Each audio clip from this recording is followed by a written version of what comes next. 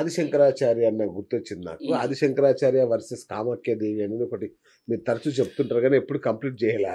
అది ఏంటి అసలు ఆ వివాదం? సరే ఏం లేదండి. ఆదిశంకరాచార్యులు ఏం చేస్తారంటే ఇన్ని చోట్ల ఆయన ఇలా భారతదేశం అంతా తిరుగుతూ ఉంటారు కదా! అవును. అట్లా కామాకి కూడా వెళ్తారనమాట. ఆ! ఇక్కడ బలులు ఇవన్నీ జరుగుతున్నాయి.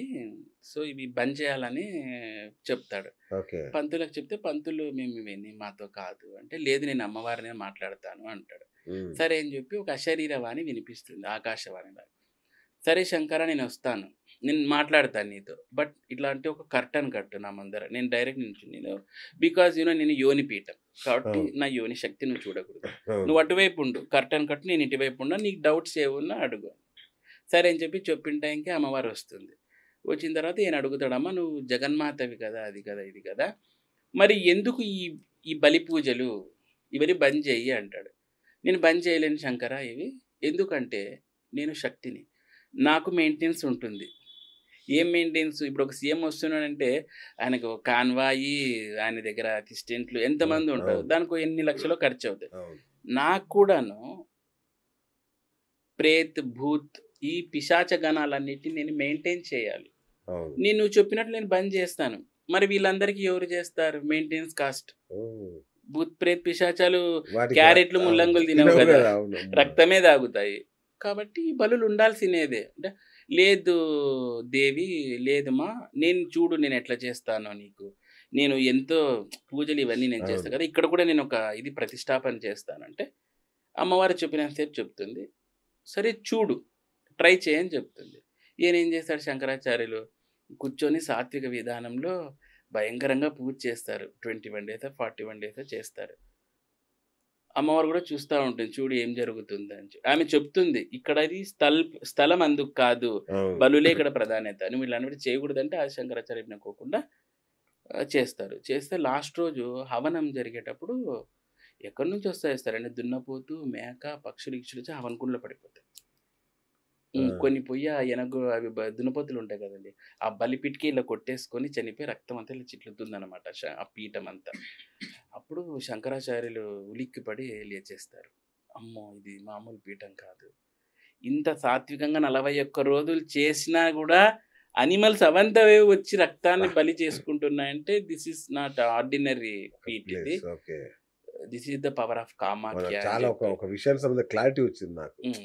అమ్మవారికి ఎందుకు రక్తాన్ని బలి ఇవ్వాలనేది. హ్మ్. బలులు ఎందుకు అంటే హ్మ్. ఈ భూత ప్రేత ఇవన్నీ పిశాచాల మెయింటైన్ కోసం. చేయాలి కదా సార్. ఇప్పుడు మీకు ఆఫీస్ ఉంది. ఇంతమందిని మెయింటైన్ చేయాలి అవును. కదండీ. అవును. సో, ఆ రోజు అన్ని అనిమల్స్ వచ్చేసి పడిపోతాయి. దాదాపు 54 రకాల జీవాలు రక్తతర్పణం చేసుకుంటాయి. వాహ్! దాంతో ఆదిశంకరాచార్యులు ఉలిక్కిపడి లేస్తారు అక్కడి నుంచి. అమ్మ బాబోయ్! దిస్ ఈస్ నాట్ ఆర్డినరీ, అంతే కదా! Not an ordinary Shaktipeeth.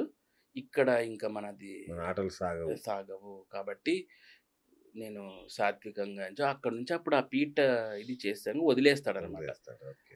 అక్కడ ఉన్నప్పుడు కూడా ఆయన మీద కూడా తంత్ర ప్రయోగం జరుగుద్ది. ఆ! మానన ప్రక్రియ చేస్తారు ఆదిశంకరాచార్యులకి. ఆయ్! మా అభినవ గుప్తా అని చెప్పేసి ఇంకొక తాంత్రికుడు ఉంటాడు. ఆయన ఈయన యొక్క నేమ్ అండ్ ఫేమ్ ఇది తట్టుకోలేక ఆయన మానన ప్రక్రియ చేస్తాడు.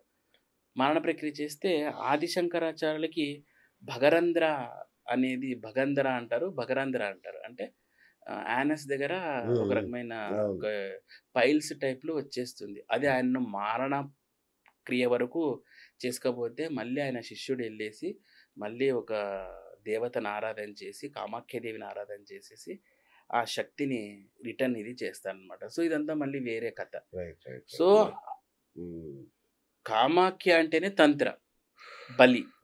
చూసారా మరి ఆదిశంకరాచార్యులే ఉలిక్కిపడి లేచారంటే ఇట్లా అదురుకుంటాడంటండి.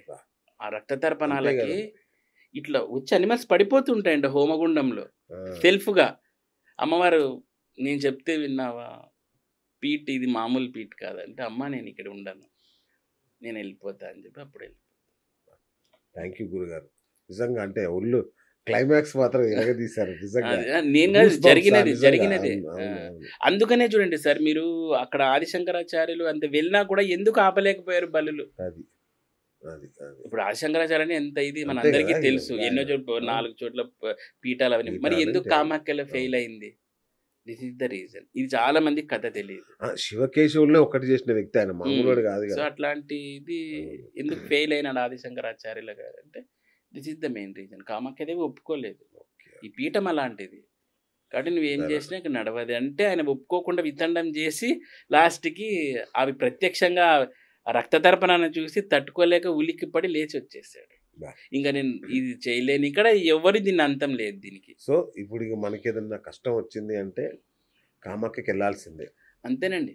కామాఖ్య అనేది ఇప్పుడు తక్షణం అమ్మవారు మనకు శీఘ్ర ఫలితాన్ని ఇచ్చే శీఘ్ర దేవత ఫలితాలు అండి. కావాలి శీఘ్ర అంటే ఫలితాన్ని ఇచ్చే దేవత. దశమహావిద్యలన్నీ కూడా శీఘ్ర ఫలితాలను ఇస్తాయి. మళ్ళీ శీఘ్ర ఫలితాలు అంటే మళ్ళీ ఫోన్ చేస్తారు. మళ్ళీ ఏంటంటే ఎంత శీఘ్రం అనేది కూడా శీఘ్రము అవును. ఎన్ని నిమిషాల్లో ఘడియలతో సహా ఘడియలు విఘడియలతో సహా అడుగుతారు. అది నాకు ఇది చెప్తే మోహన్ బాబు గారిది ఒక డైలాగ్, అది ఏదో ఫిష్ అండ్ ఫిషర్ మ్యాన్ అని చెప్పేసి లాస్ట్లో అర్థమే కాలేదంటే క్షమించన్నట్టు. నేను ఈ ఘడియలు విఘడియలు చెప్పిన తర్వాత ఆ, వాళ్ళు ఇంకా ఒక ఘడి అంటే ఆ. నేను కూడా ఫిష్ అండ్ ఫిషర్ మ్యాన్ చెప్పేసి వెళ్ళిపో. ఫైనల్ గా ఇప్పుడు మళ్ళీ ఇదే గొడవ. మీ పేరు చెప్పుకొని డబ్బులు వసూలు చేస్తున్నారు అవునండి. మిమ్మల్ని కల్పిస్తా అని. మీరు మీ నెంబర్లు ఇస్తున్నా కింద ఎవరెవరో మీ పేరు చెప్పుకొని చేస్తున్నారు. అట్లాగే మీరు ఈ మధ్య హైదరాబాద్ లో కూడా ఆశ్రమం పెట్టారు. ఆఫీస్ అండి. ఎస్ ఇంకా ఆశ్రమం వరకు రాలేదు. ఓకే.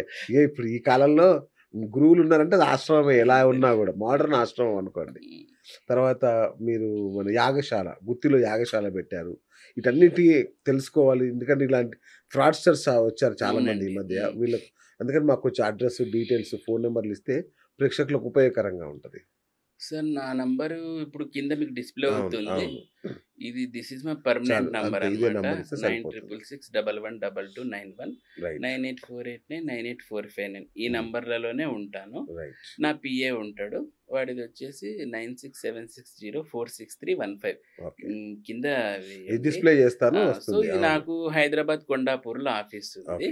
సో నేను ఇంకా నెమ్మదిగా కొండాపూర్ నుంచి చిత్రపురి కాలనీకి షిఫ్ట్ అవుదాం ఓ అనుకుంటున్నాను. Very good. సో కూడా ఇంకా మా యాగశాల అనంతపూర్ డిస్టిక్ గుత్తిలో ఉంది. So okay. కాబట్టి మీరు ఈ నంబర్లో కాంటాక్ట్ చేస్తే నేను సో డైరెక్ట్ గుత్తికి డైరెక్ట్ రావచ్చు ఎవరైనా. అది మాకు చెప్తే అచ్చా మేము ముందు షెడ్యూల్ చేస్తామండి. అపాయింట్మెంట్ ఎందుకంటే తీసుకొని నేను రావాలి. తిరుగుతూ అవును ఉంటాను కదా కామాఖ్య, అవును మీరు బెంగళూరు, ఎక్కడ వైజాగ్ ఉంటారు. ఇలా. అవును అవును అవును ఇప్పుడు ముందే మేము అపాయింట్మెంట్ డేట్ టైం కరెక్ట్. ఇస్తాం. ఆ టైంకి రావచ్చు. ఓకే గురుగారు థ్యాంక్ యూ అండి. Okay, so thank you. చూసా విన్నారు కదా. సో గురుగారి పేరుతో ఎవరన్నా గురుగారు నాకు తెలుసు ఓ 50,000 కొట్టండి అంటే కొట్టకండి. ఆయన అందుబాటులోనే ఉన్నారు. లేట్ అవుతుండొచ్చు కాకుండా అపాయింట్మెంట్ కొంచెం లేట్ అవ్వచ్చేమో కానీ ఖచ్చితంగా అపాయింట్మెంట్ దొరుకుతుంది. దానికి మీరు పెట్టాల్సిన పెద్ద ఖర్చు కూడా ఏమి ఉండదు. అపాయింట్మెంట్ కోసం చాలా తక్కువ ఖర్చు ఉంటుంది. కాబట్టి డైరెక్ట్గా నేరుగా ఆ ఫోన్ నెంబర్లకు చేస్తే గురుగారు మీకు అందుబాటులోకి వస్తారు. రైట్.